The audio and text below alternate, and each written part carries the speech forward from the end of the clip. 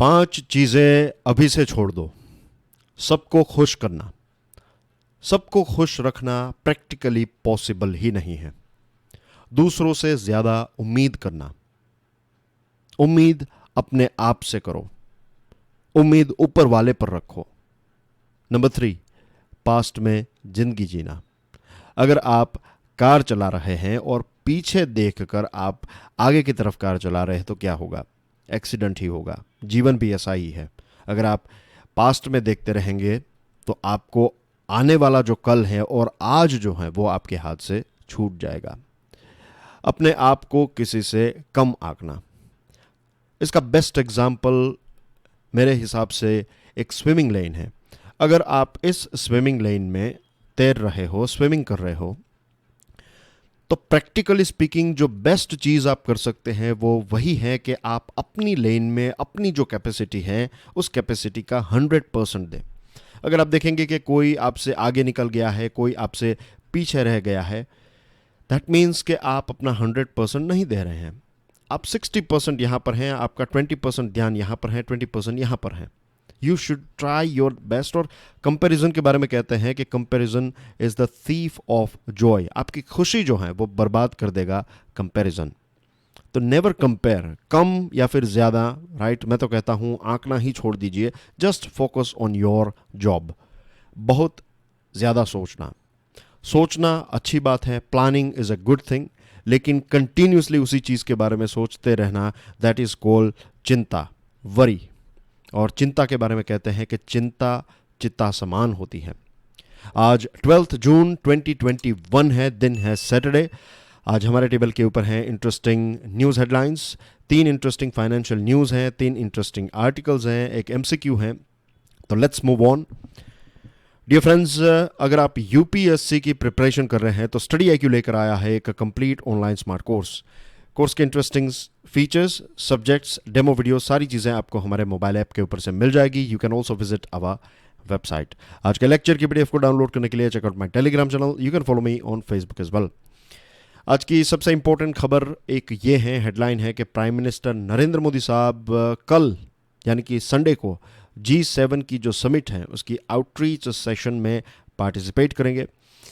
आज finance minister Nirmala Sitharaman जी 44th GST council को chair करने वाले हैं। हमारे फॉरेन मिनिस्टर एस जयशंकर साहब ने यह बताया है कि भारत ने बहुत मेहनत की है ये सेकंड कोविड वेव को कंट्रोल में लाने के लिए। आईएमडी ने ये वार्निंग दी है कि मुंबई और इर्द गिर्द के इलाके में वीकेंड में बहुत ज़्यादा बारिश हो सकती है। Central athlete injury management system को लॉन्च किया गया है ताकि 2024 ओलंपिक्स के लिए जो हमारे एथलीट्स ट्रेनिंग ले रहे हैं तो उनकी इंजरी और ये सारी चीज़ों को इसमें रजिस्टर किया जाएगा। India administers over 24.93 crore doses of covid vaccine so far. NPPA caps trade margin of oxygen concentrators at 70% on price to distributor level. IREDA ने नई बिड्स को इनवाइट किया है for solar manufacturing units under PLI scheme. KVIC ने एक legal notice issue की है 1000 जितनी प्राइवेट फर्म्स जिन्होंने ब्रांड नेम को मिसयूज़ किया है। प्रेसिडेंट रामनाथ कोविंद जी ने दुख व्यक्त किया कि एक बहुत ही फेमस न्यूरोलॉजिस्ट डॉक्टर अशोक पनगरिया का निधन हुआ है। G7 समिट में बोरिस जॉनसन ने वर्ल्ड लीडर्स को कहा है कि हमें पेंडेमिक के खिलाफ एक लड़ाई मिलकर लड़नी चाहिए। और इसके साथ जुड़ी हुई एक फाइनेंशियल न्यूज़ में भी खबर है जो हम विस्तार से देखने वाले हैं। Covid deaths crosses 13,000 and positivity rate over 13% इन बांग्लादेश। एक चाइनीज़ नेशनल को भारत में पकड़ा गया है। ये चाइनीज़ जासूस हैं, चाइनीज़ स्पाई हैं। फिर एक इंटरेस्टिंग खबर है, बहरीन में इंडियन मैंगो प्रमोशन प्रोग्राम को स्टार्ट किया गया है। केनिया को $750 मिलियन की लोन मिली है फ्रॉम वर्ल्ड बैंक। ये कोविड-19 की इफ़ेक्ट को या फिर कोविड-19 की वजह से जो नुकसान हुआ है तो उसमें से केनिया रिकवर कर सके उसके लिए हैं। एंड फ्रेंच ओपन टेनिस की बात करें तो नोवाक जोकोविच ने राफेल नडाल को हराकर मेंस सिंगल्स फाइनल में अपनी एक जगह बुक कर ली है। फाइनेंशियल न्यूज़ की बात करें तो फाइनेंस मिनिस्ट्री ने अलग अलग मिनिस्ट्रीज़ और डिपार्टमेंट को ये कहा है कि आप अपने एक्सपेंसेस जो हैं उनको कम कीजिए, एक्सपेंसेस को कंट्रोल में रखिए। कुछ ऐसे 18 एरियाज दिए गए हैं जिसमें over time, rewards, advertisement, public relations, publication, domestic और foreign travel, office expenses, royalty, clothing, ऐसे बहुत सारी चीज़ें जो हैं जिसमें हम कॉस्ट कट कर सकते हैं, तो वे सारी चीज़ों को आप बंद कर दीजिए। उसके पीछे रीज़न ये है कि सरकार का खर्च जो है वो ऑलरेडी बढ़ चुका है। ये जो नया एक सर्कुलर गवर्नमेंट ने नोटिफाई किया है, तो इसमें ऑफ कोर्स कोविड-19 रिलेटेड जो एक्सपेंसेस हैं उनको कट करने की बात नहीं है। सरकार के खर्च की बात करें तो वैक्सीन प्रोक्योरमेंट कॉस्ट जो है वो लगभग 50,000 रुपीज़ तक पहुंच जाएगा। पहले 35,000 रुपीज़ का बजट रखा गया था, और फ्री फूड प्रोग्राम की वजह से सरकार को 1 लाख रुपए का खर्च करना पड़ेगा। इसके अलावा सरकार ने फर्टिलाइजर सब्सिडी को भी इंक्रीज़ किया है। तो जो अननेसेसरी एक्सपेंसेस हैं उनको बंद करने की बात बताई है, तो पैसे बचाने की बात है, जैसा हम घर में करते हैं। High court rejects Amazon Flipkart plea against CCI investigation.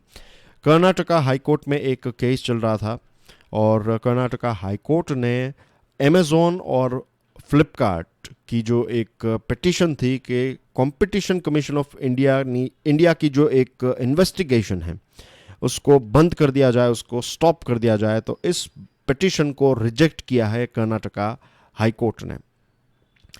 PS Dinesh Kumar जो जज हैं, तो उन्होंने एक ग्रीन सिग्नल दिया है और इस पिटीशन को रिजेक्ट किया है। फ्लिपकार्ट और अमेजोन इस पर्टिकुलर ऑर्डर को सुप्रीम कोर्ट में चैलेंज कर सकते हैं, उनके पास 30 दिन हैं।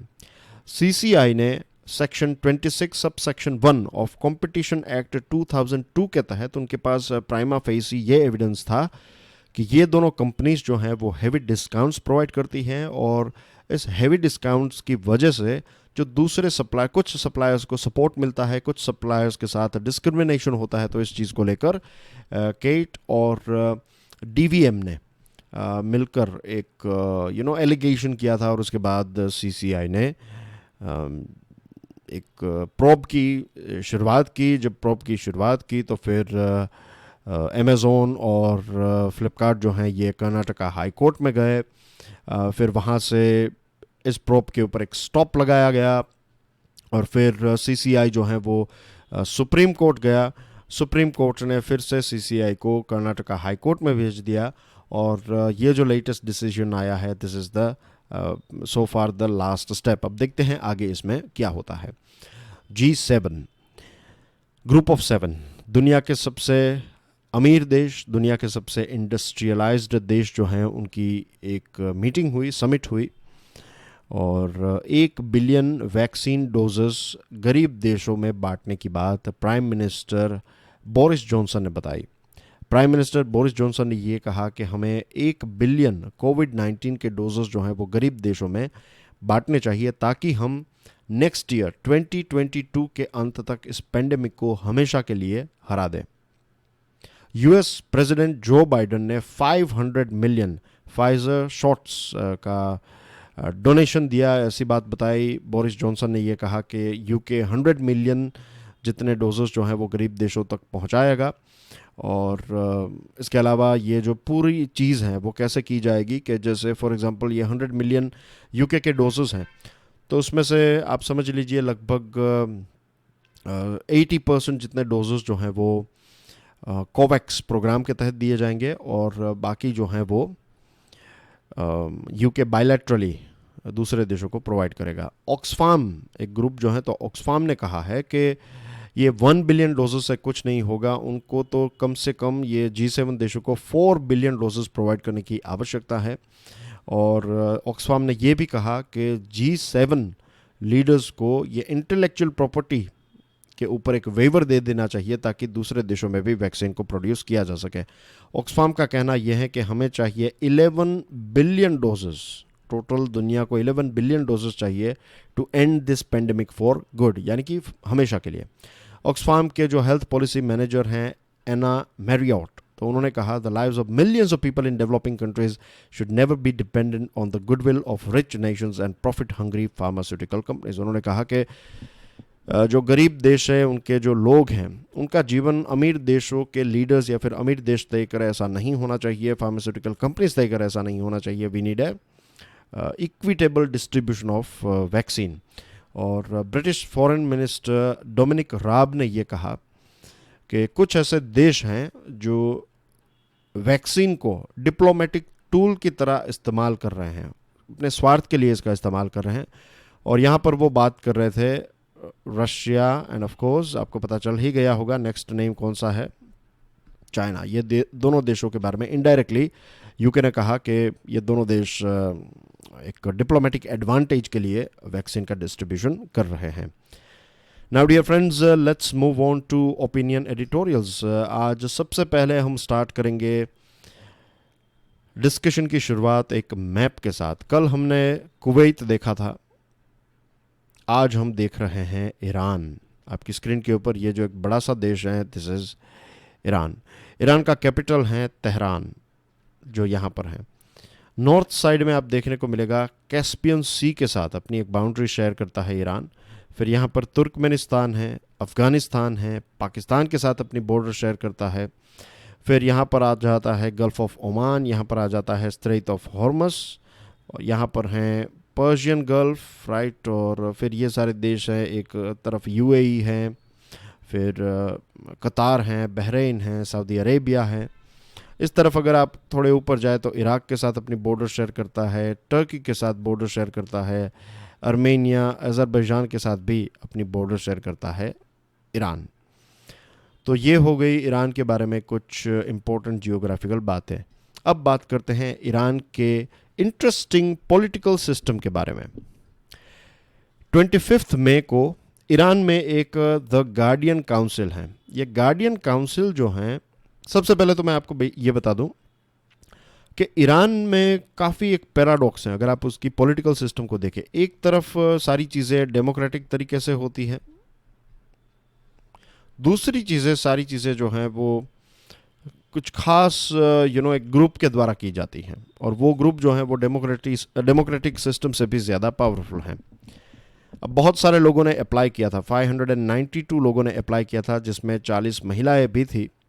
लेकिन फाइनली 7 कैंडिडेट्स को सिलेक्ट किया गया है बाय दिस गार्डियन काउंसिल, और ये 7 लोग जो हैं वो 18 जून को प्रेसिडेंशियल इलेक्शन जो होने वाला है, तो इनके कैंडिडेट्स हैं, प्रेसिडेंशियल कैंडिडेट्स 7 लोग हैं।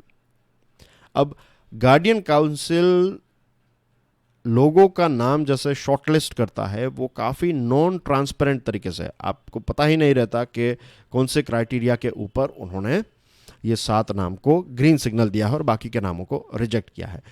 एक भी महिला का नाम जो है वो आपको इस 7 के लिस्ट में देखने को नहीं मिलेगा।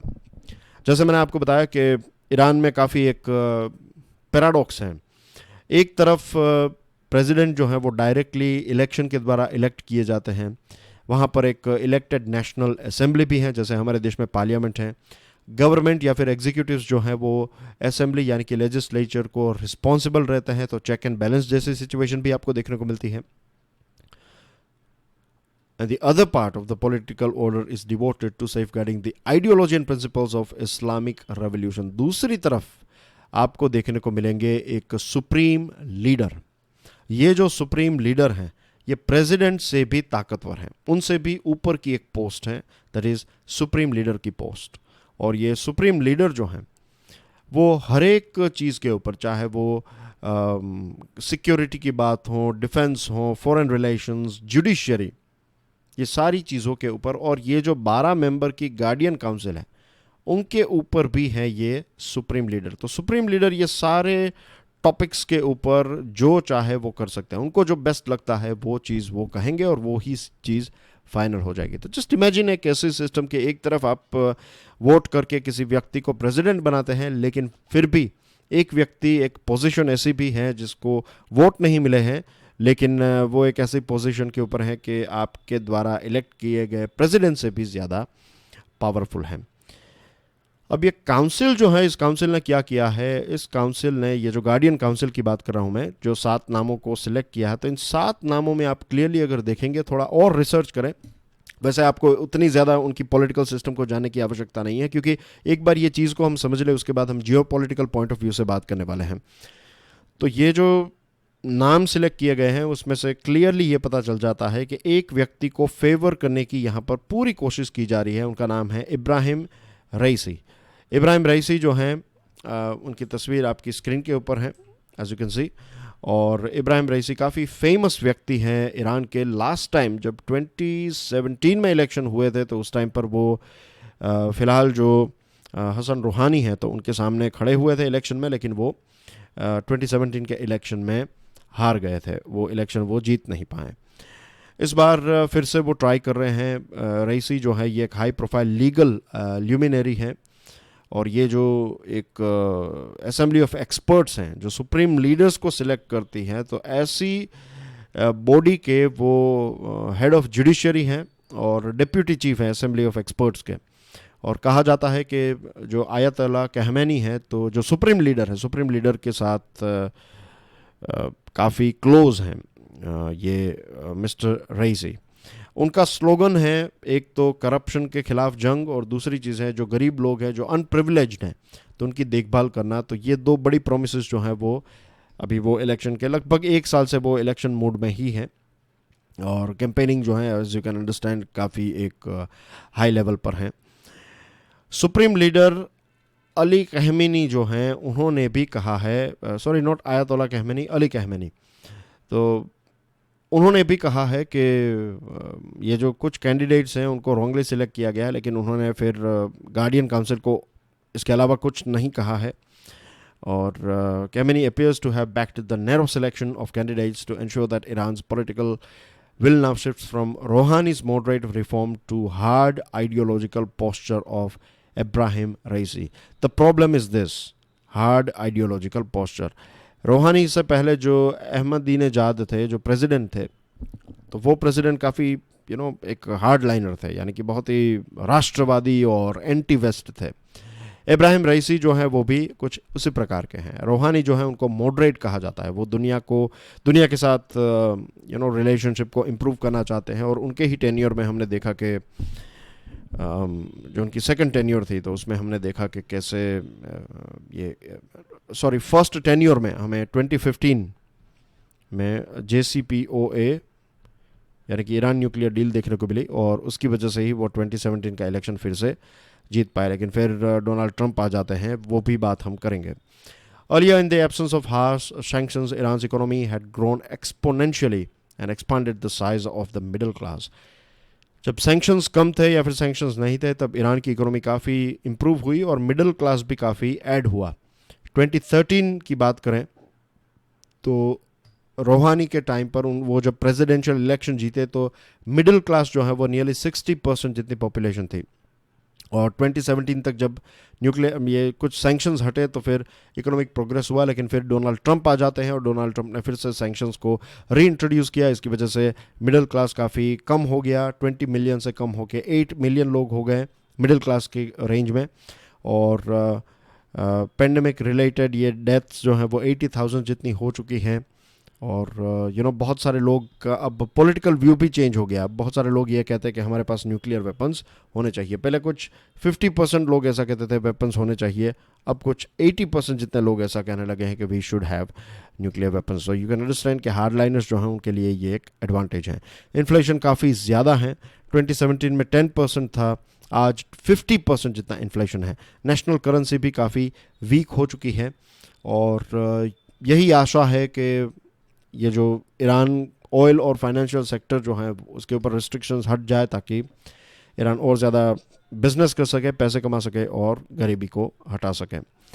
अब अगर हार्डलाइनर्स आ जाएंगे तो कोल्ड वॉर और ज़्यादा इंटेंसिफाई हो जाएगा इजराइल के साथ, सीरिया के साथ, अमेरिका के साथ, सऊदी अरेबिया के साथ। और रशिया और चाइना जो हैं वो और ज़्यादा क्लोज आ जाएंगे ईरान के, और फिर एक और ताकतवर देश जो है वो रशिया और चाइना के अम्ब्रेला के तहत आ जाएगा। डोनाल्ड ट्रंप साहब की ये जो मैक्सिमम प्रेशर वाली पॉलिसी है उसने ही हार्डलाइनर्स जो हैं उनको एक ब्रीडिंग ग्राउंड दिया, क्योंकि ज़्यादा सैंक्शंस लगाए जाते थे तो उतना ही हार्डलाइनर्स ये कहते थे कि देखिए हमारी मॉडरेट सरकार कुछ नहीं कर पा रही है, इससे अच्छा है कि अगर हम होते तो हम अमेरिका को मुंह तोड़ जवाब देते। तो अब शायद हार्डलाइनर्स जीत जाएं, और अगर वो जीत गए तो वॉर लाइक सिचुएशन और ज़्यादा हो सकती है। Counting the death, The real-time mortality impact of COVID-19 pandemic is an important statistical measure to guide policy responses. अगर आपके पास डेटा नहीं है तो आप डिसीजन कैसे ले पाएंगे?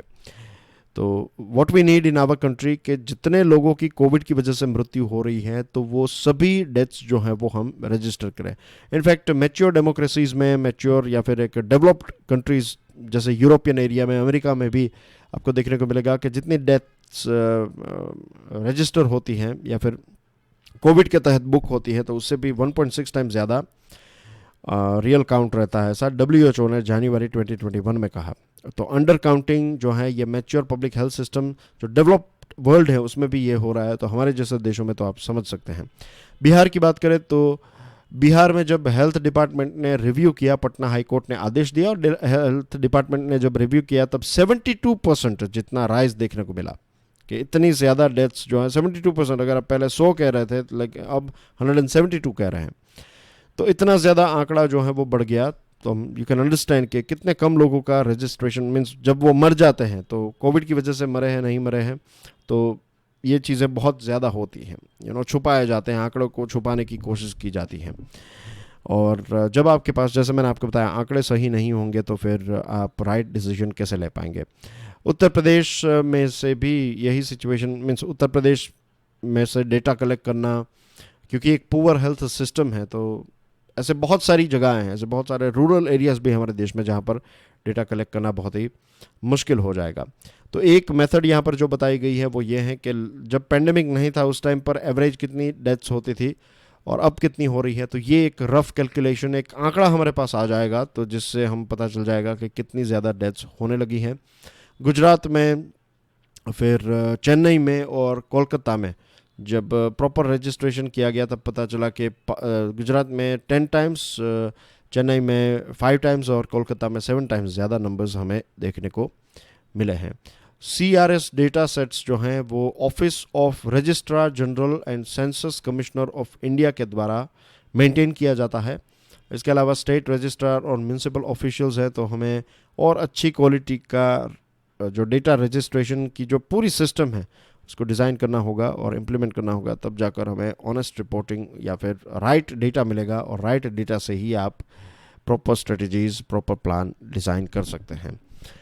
रीफोकस्ड vaccination campaigns are possible, the Hindu का ये आर्टिकल है. यहाँ पर स्टार्टिंग में एग्जांपल दिया गया है, एक पूर्णिमा और एक अशोक हैं, दोनों दादा दादी हैं, 80 ईयर ओल्ड हैं और लगभग 1 साल से वो घर पे ही रहे. फिर वो कोविड वैक्सीनेशन का रोल आउट हुआ तो वो एक दिन गए, लेकिन वहाँ पर बहुत लंबी लाइन थी, तो फिर वो वापस घर आ गए. उनको लगा कि इन्फेक्शन हो जाएगा तो it is better to go home. दूसरी बार गए तो भी सेम सिचुएशन थी, लेकिन लकीली किसी एक व्यक्ति ने जाकर उनकी मदद की और फिर उनको वैक्सीनेशन हो गया. उनका फर्स्ट डोज मिल गया उनको और फिर उसके बाद उनको सेकेंड डोज भी मिल गया.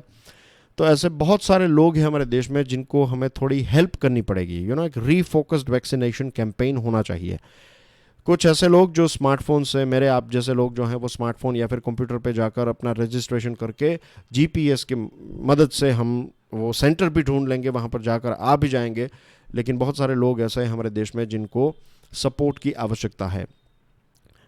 और यहाँ पर सजेशन यही है कि लोकल गवर्नमेंट और म्यूनसिपैलिटीज़ जो हैं उनको, जो हिस्टोरिकली मार्जिनलाइज्ड हैं, जो पिछड़ा हुआ वर्ग है, जैसे कि कोई गरीब हैं, कोई रिलीजियस माइनॉरिटीज़ हैं, जिनका सोशल डिसएडवांटेज्ड कास्ट हैं, आदिवासी कम्युनिटीज़ हैं, रिमोट एरिया में रहने वाले लोग हैं, कुछ ऐसी महिलाएं हैं, तो उनको सपोर्ट करना चाहिए. एक एग्जांपल दिया गया है छत्तीसगढ़ गवर्नमेंट का. छत्तीसगढ़ गवर्नमेंट ने क्या किया, जो राशन कार्ड होल्डर्स हैं उनको फर्स्ट प्रायोरिटी दी, क्योंकि जनरली ये देखा गया कि जिनके पास जो राशन कार्ड का इस्तेमाल करते थे तो ये ज़्यादातर लोग जो हैं वो गरीब रहते थे और उनका फैमिली मेम्बर्स की साइज़ भी ज़्यादा थी, तो रिस्क ऑफ इन्फेक्शन भी काफ़ी बढ़ जाता है. और उनके पास ना तो मोबाइल फ़ोन है ना तो इंटरनेट का एक्सेस है. तो छत्तीसगढ़ गवर्नमेंट ने राशन कार्ड होल्डर्स को प्रायोरिटी दी और वहाँ पर एक हद तक आप कह सकते हैं कि कैंपेन जो है काफ़ी, इनोक्यूलेशन ड्राइव जो है वो काफ़ी सक्सेसफुल रही. फिर हमारे यहाँ पर एस्ट्राजेनिका की वैक्सीन जो है इसका इस्तेमाल होता है, तो इसको स्टोर करना और ट्रांसपोर्ट करना भी काफ़ी ईजी हो जाता है. हमारे देश में आशा वर्कर्स हैं, ऑक्सिलरी नर्स, मिडवाइव्स हैं, ANMs हैं. अब इनके पास ये पोलियो टीकाकरण और न्यूबॉर्न को जो वैक्सीन देना है, तो ये सारी चीज़ों का काफ़ी अच्छा एक्सपीरियंस है। तो हमें इन एक्सपीरियंस का इस्तेमाल, ये हमारी एक बहुत बड़ी ताकत है। इन्हें हम अर्बन स्लम्स में, फिर उसके अड़ोस पड़ोस में, फिर आदिवासी कम्युनिटीज़ जो डीप जंगल्स में रहती हैं वहाँ पर भेज सकते हैं। इससे पहले हमने बात की थी डोर टू डोर वैक्सीनेशन के बारे में, और मैंने कहा था vaccine on wheels, isn't it? Vaccine on wheels भी हम कर सकते हैं कि कुछ ऐसी कार या फिर एक बड़ा सा ट्रक जो है वो लेकर आप अलग अलग गांव तक जाए और वहाँ पर लोगों को घर घर जाकर वैक्सीनेट, या फिर आप पहले से एडवर्टीजमेंट कर सकते हैं किसी सरपंच, या फिर उनको इन्फॉर्म कर सकते हैं और फिर वहाँ पर जाकर आपकी कार जाएगी या फिर आपकी बड़ी सी वाहन वटेवर, और वहाँ पर सभी लोगों को आप वैक्सीनेट कर सकते हैं। जो गरीब लोग हैं जो मेहनत मजदूरी का काम करते हैं, तो वो एक दिन की छुट्टी लेकर वैक्सीनेशन के लिए आए, उससे अच्छा है कि जहाँ पर ऐसे लोग हैं, फॉर एग्जांपल कई ऐसे बड़े बड़े कॉम्प्लेक्स जहाँ पर ऑफिसेज हैं, कंस्ट्रक्शन साइट्स हैं, कोई लेट्स से वेजिटेबल मार्केट हैं, तो ऐसी जगहों पर जाकर वहाँ पर जाकर आप लोगों को वैक्सीनेट कर सकते हैं, ताकि उनको अपने एक दिन का काम जो है वो भी छोड़ना ना पड़े, उनको वो पैसे भी मिल जाएं और अपना काम भी चलता रहे और उनको वैक्सीनेशन भी मिल जाए। कुछ ऐसे टियर 3 टाउन्स हैं जहाँ पर मुस्लिम पॉपुलेशन ज़्यादा है, तो वहाँ पर भी इस प्रकार के कैंपेन्स की आवश्यकता है। 1918 में जब स्पेनिश फ्लू हुआ, तो उस टाइम पर हमारे देश में महिलाओं का मृत्यु दर बहुत ज़्यादा था। तो आज हमें मीन्स ये रिक्वायरमेंट है कि लेट्स से महीने में 2 बार हम सिर्फ विमेंस ओनली वैक्सीन डेज रखें, ताकि अवेयरनेस के पॉइंट मीन्स अवेयरनेस में भी ये काफ़ी एक रोल प्ले करेगा और महिलाओं को भी प्रायोरिटी मिलेगी। एंड 2009 में जो अभी हम बात कर रहे थे G7 के बारे में, और जैसे ऑक्सफार्म ने बताया कि 11 बिलियन डोजेस की आवश्यकता है, तो वैसा ही 2009 में H1N1 फ्लू पेंडेमिक हुआ था, तो उस टाइम पर अमीर देशों ने ज़्यादा स्टॉक ले लिया था। सेम चीज़ इस बार भी हो रही है। तो इट इज़ इम्पोर्टेंट कि कोवैक्स के माध्यम से गरीब देशों को वैक्सीनेशन मिले, और वैक्सीनेशन मिलने के बाद एक रीफोकस्ड, रीजुविनेटेड तरीके से लोकल, नेशनल और ग्लोबल लेवल पर हम वैक्सीनेशन के कैंपेन्स चलाएं। Together we can definitely do it. And कल जो मैंने प्रश्न पूछा था उनका आंसर आपकी स्क्रीन के ऊपर है। आज एक नया प्रश्न भी आपके लिए आपकी स्क्रीन के ऊपर है। PDF को डाउनलोड करने के बाद आप इसको देख लीजिएगा। एंड डियर फ्रेंड्स, कल संडे है, तो कल द हिंदू एनालिसिस का लेक्चर नहीं होगा। अब मैं आपको डायरेक्टली मिलूंगा मंडे को। तब तक के लिए enjoy your weekend. God bless you all. जय हिंद।